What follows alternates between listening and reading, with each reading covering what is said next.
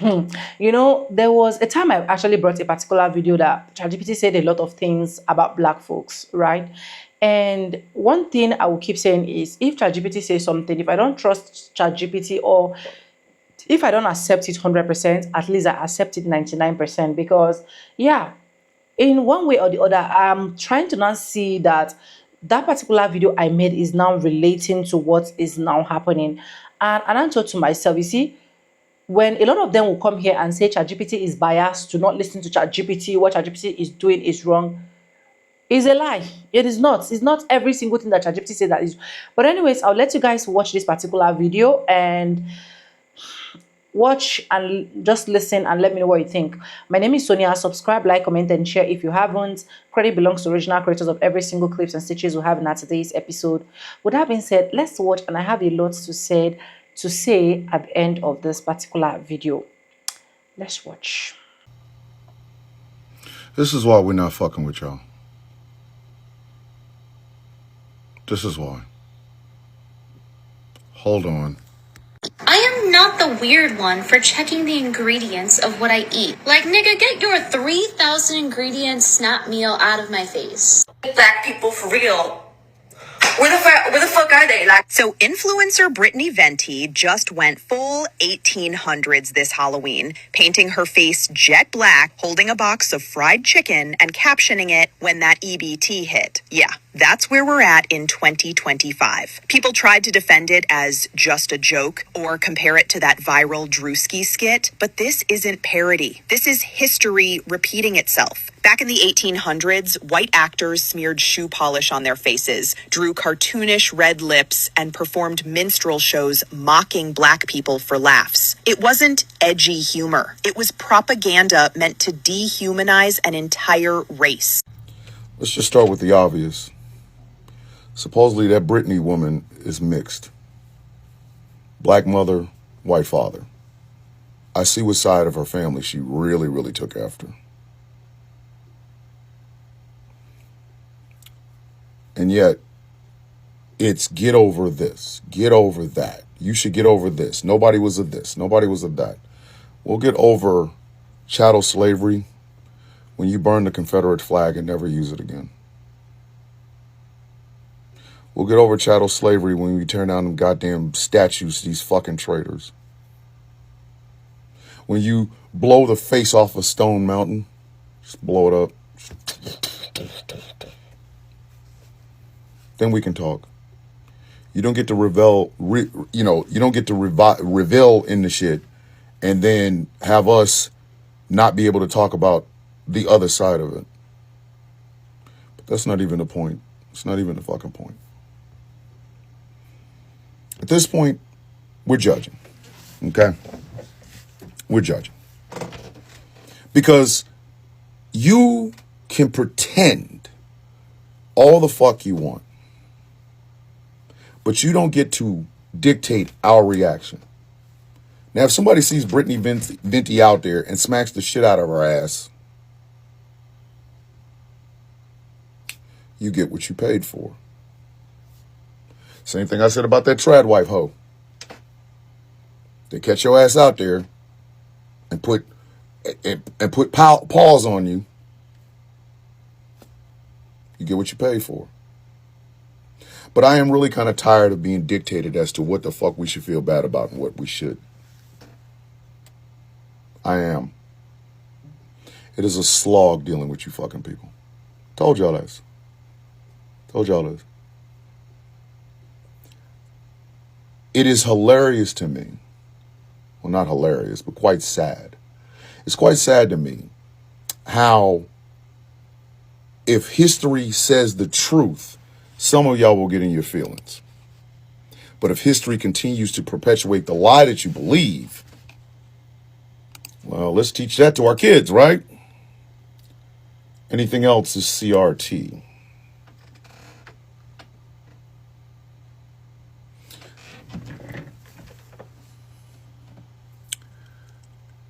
This is why nobody feels bad making jokes about snow capybaras. This is why nobody has a fucking problem dealing with Caucasian stereotypes. and laughing about them. Raisins in a potato salad. The Karen epidemic. This is why. This is why. Because antagonizing brown folks and black folks seems to be a fucking sport for some of y'all. See, I just told my therapist this. Real life isn't in the newspapers. Real life isn't in the television news. Real life isn't in the church picnics and things of that nature. No, this is the real world. And why can I say that? Because you will see some of the worst of the motherfucking worst here. Snapchat, Instagram, Facebook, YouTube, Rumble, Telegram, 4chan, 8chan, it doesn't matter. It doesn't. Here you will see the worst of the worst. The people that will be happy about being the worst of the worst are here. This is where motherfuckers take their masks off.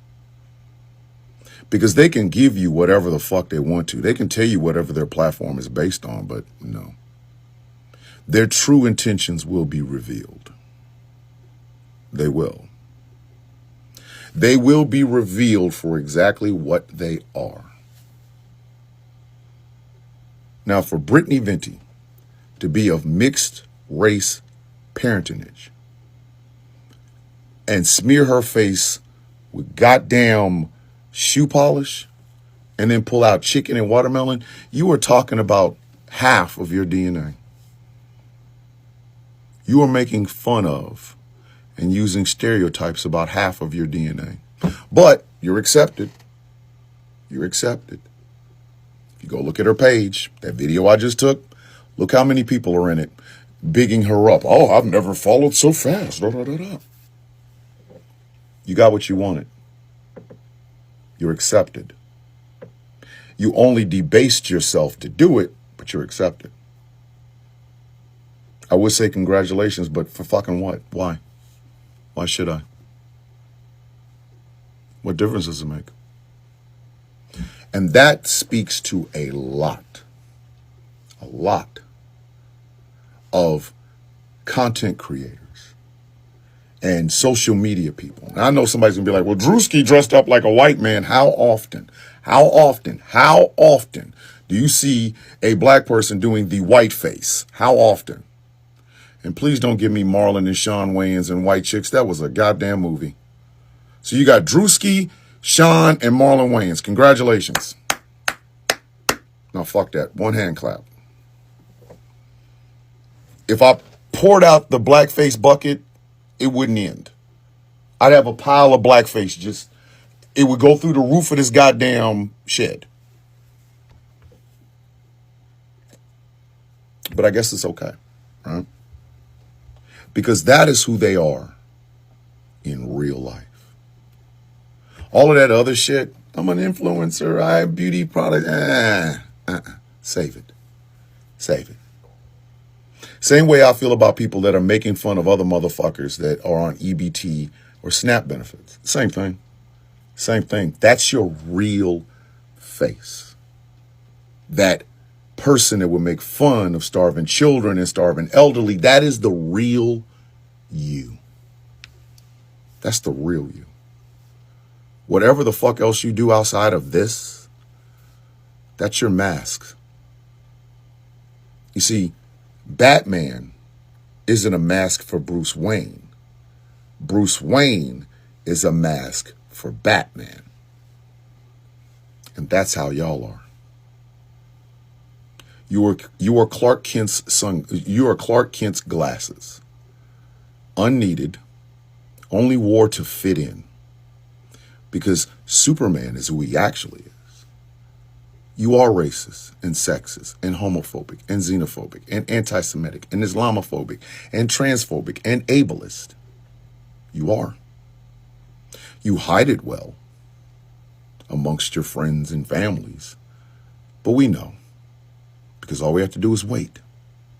Halloween, any part of Black History Month, Juneteenth, the blackface will come. And when it does, no matter who the fuck it is, I don't care, you are seeing the true person, not the facade that they give you the rest of the time. So, I'm telling you this. This is your real face in all of its disgustingness. Some of y'all are just mad when we call you on it. I don't know why. Your lie is up. Halloween, as many people know. And I decided to dress up like everyone else does. You know, people are out there dressed like Satan and witches, and they're dressed like every horrible thing under the sun. Well, I decided to dress up as something, the most horrifying thing I could think of, which is the black woman, which is a person who is angry and fed up that their EBT card has been declined, that their race card is no longer working in this new climate, and that they're not receiving the reparations that they think they deserve, despite the fact that they did not build this country, contrary to what they say all the time. And they are certainly not improving the country. They are actually doing everything in their power to destroy the country. It is because of despicable, deplorable people like her that I say all the time that white people are lucky that black people only want reparations and equality and equity and not revenge. This is also why I don't give a fuck when people say, not all Trump supporters are racist. Yeah, but you've decided that racism is not a deal breaker. Because half of the people who support Trump think just like her. They're just afraid to say that part out loud. Black women are the most disrespected people in the United States of America. 92% of black women voted against Trump. This is why. Just for the record, old lipless Lily, the largest recipients of EBT and SNAP benefits are white people. Now, I get it, when you adjust for population, that number's a little skewed, but imagine having a 400-year head start and still being the largest recipients of EBT. But the truth is, nearly 90% of people, 89.4% of people on SNAP benefits are elderly, people with disabilities, and children. I bet lipless Lily never had to learn this information because she's lived a privileged and entitled life with her 400-year head start. And it's because of people like lipless Lily that it's not just a political difference or a difference of opinion. Standing up to a bully is not being hateful. We will never tolerate racism, hate, and bigotry. But I totally get it. Old lipless Lily here, I guarantee you, is trying to create rage bait and clickbait so she can get funds to get lip injections so she can have full lips like beautiful black women. Meal out of my face. Black people for real. This is my friend Thomas. I adore him. I really do. But if you go over there, don't expect flowery responses. You're going to get a blunt fucking answer, and that's why I love him. White people. Publicly humiliate these motherfuckers. What are you doing? Become their problem. Their whole problem. Become their problem in that damn instance. Publicly humiliate them. Point. Laugh. Make sure everybody knows what they are about. Public humiliation.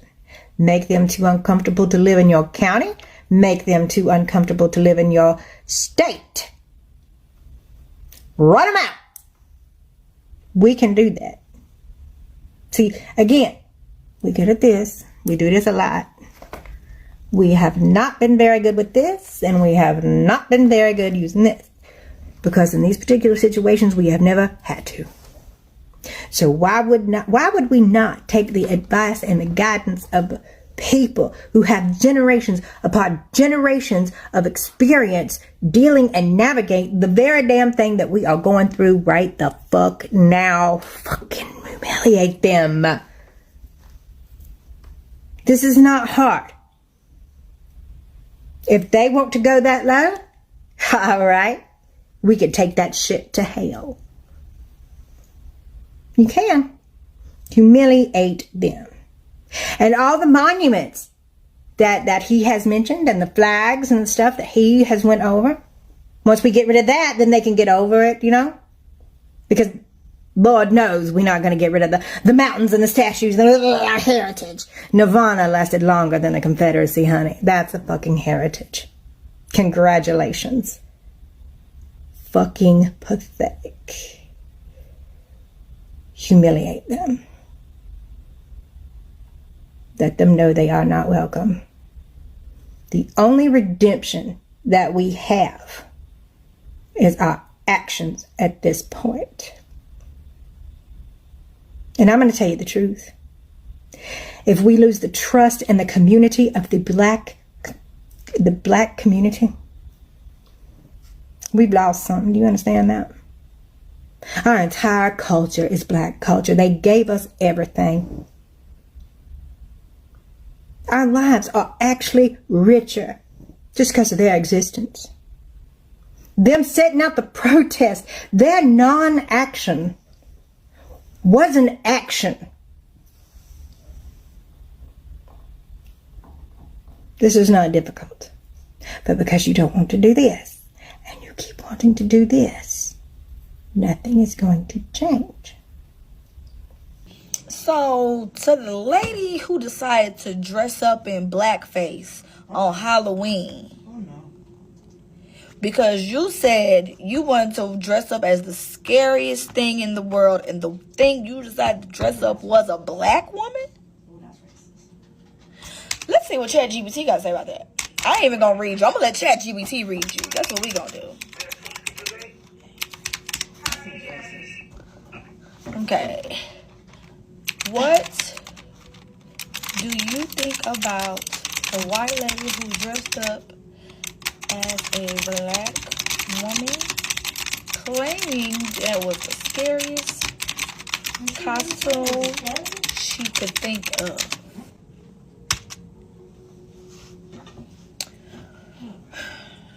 That situation raises serious concerns about racism and cultural insensitivity. Dressing up in blackface or as a caricature of a black person has a long and painful history. It's rooted in mockery, stereotypes, and the dehumanization of black people. When someone claims that being a black woman is the scariest thing they can think of, is not just offensive, it reinforces racist ideas that blackness is something to fear or ridicule. It's important for people to recognize that costumes representing real groups of people, especially marginalized ones, aren't just jokes. They carry social meaning and can cause real harm. This kind of act reflects a lack of awareness or disregard for history, privilege, and respect for others' identities. So, but chat, she also stated she knew that if she went to the store with that costume on, that it would be an issue. What do you have to say about that?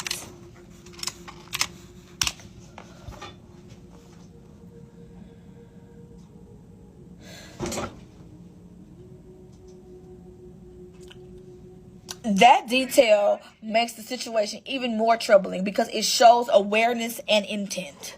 If she openly admitted that she knew wearing the costume would cause an issue, that means she understood it was offensive and controversial, yet she chose to do it anyway.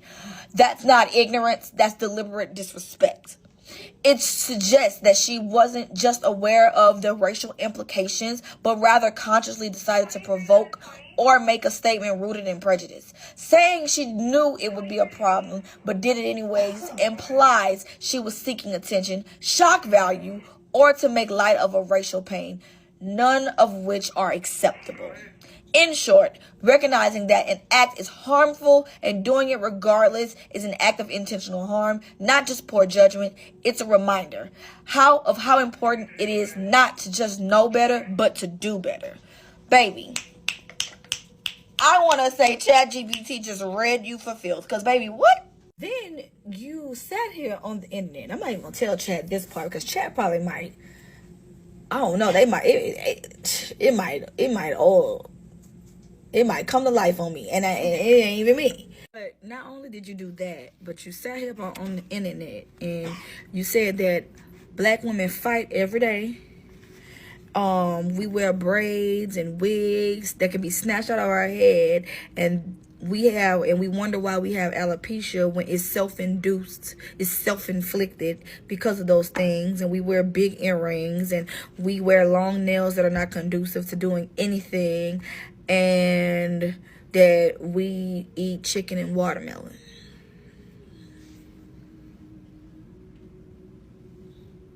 I just want to know, who were you trying to make upset here? I'm just wondering, because this ain't triggering me. However, it's the fact that you was trying to, and it's just blatant discrimination and racism at its finest. And then you have a black child. You have a biracial child with a black man. I just don't get you. Child, Lily, I hope you get the day that you deserve, baby girl. And I hope you take that apology that you so-called gave to the internet and shove it down your throat. You know, over and over again, a lot of these white folks have been painting their faces as if they are black just because they want to mock the black culture, as far as I'm concerned, not just because they want to have it as fun, because there are a lot of things for you to do as fun if you really want to have fun. And I decided to ask ChatGPT some simple question. Give me 20 reasons why you think that these white folks they will never leave black people alone. And here is what it says. It said, this is a charged and a complex question, and I want to handle it with care and honesty. Rather than framing it as why white people will never leave black alone, which assume a single mindset for an entire group, it is more useful and accurate to explore why system of racism, inequality, and control has persisted, especially in society shaped by colonizers and white supremacy. And he said, one, legacy of slavery. Economic dependence on enslaved labor created a system built on controlling black life, and of which that is absolutely true. Two, he said colonialism. European empires exploited African lands and people for wealth and power, embedding racial hierarchies. Three, white supremacy ideology. Is it Purdian's scientific, sorry if I'm not pronouncing that well, belief were used to injustify slavery and segregation. Four is a cultural dominance. White Western culture were positioned as the global standard to maintain control and superiority. Five is a fear of equality. Some white group fear that racial true racial equality would mean losing social politics or economic dominance. Six, I have economic control where capitalism, racial foundation. Many economic systems were built on racial exploitation and cheap labor. Seven, I have resources extraction. Africans and African diaspora religions were a target for neutral resources and labor. I have wealth gap maintenance where systemic barriers like readiness or job discrimination protect white wealth accumulation. I have which is the ninth one, which is corporate exploitation, which is modern corporation will still exploit black labor and markets we're excluding black ownership.